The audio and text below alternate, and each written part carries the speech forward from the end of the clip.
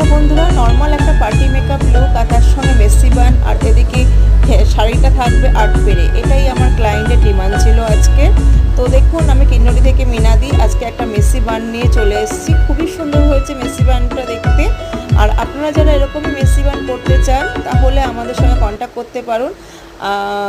আর শাড়িটা ছিল ব্লু কালারে, সেহেতু আমি একটা হেয়ার স্টাইলের সাথে ফ্লাওয়ার সাজেস্ট করেছি পিঙ্ক কালারে, খুবই সুন্দর লাগছিল।